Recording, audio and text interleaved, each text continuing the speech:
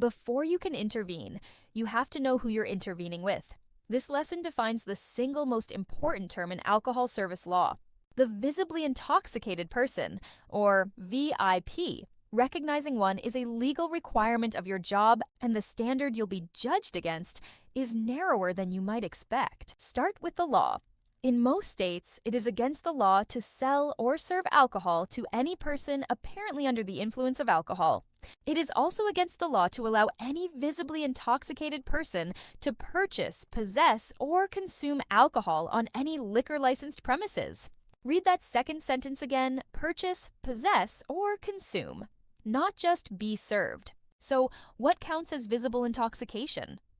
Visible intoxication is intoxication others can observe. That's the whole definition, and it's deliberately narrow.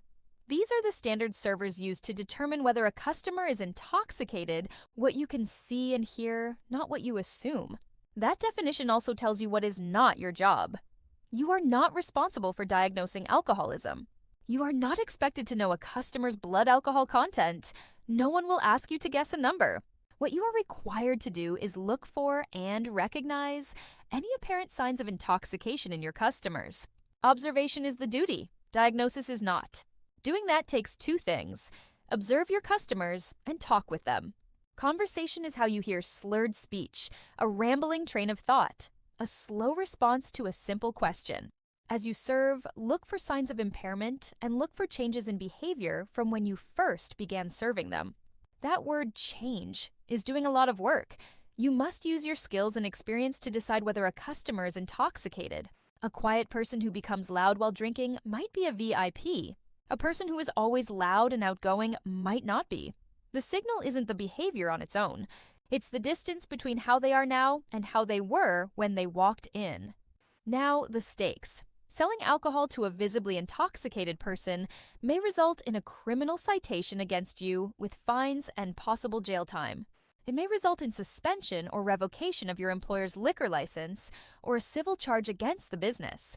In many states, it may result in a third-party liability lawsuit brought by someone the customer later injures. That does not exist in every state, but it may cost you your job. Check your state unit for details. There are many signs of visible intoxication. This course gives you 50 of them, organized into 5 groups. Appearance: bloodshot glassy eyes, a flushed face, droopy eyelids. Speech: thick or slurred speech, rambling, slow responses. Attitude: argumentative, belligerent, inappropriate advances. Behavior: swaying, staggering, stumbling, spilling drinks, careless with money. And other: the odor of alcohol, excessive perspiration, repeated trips to the restroom. Take a moment with the full list. Familiarize yourself with these indicators for every shift. Here's how to use that list. It is a set of guidelines, and it is not inclusive. A customer can be visibly intoxicated in ways that never appear on it. One indication alone might not be enough. But if you see a combination of signs or a significant change in behavior, that can be a strong indication the person is intoxicated. Combination or change, those are your triggers.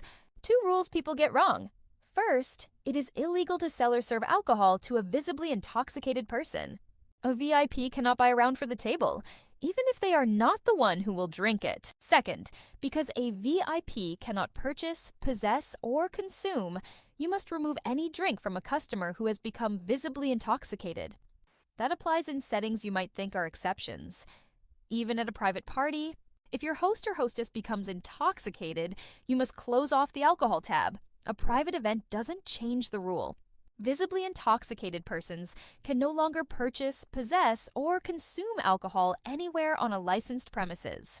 Managers, make sure your servers know the 50 signs and house policy. Make sure they know that you will back them. They will make these calls under pressure, in front of the customer's friends.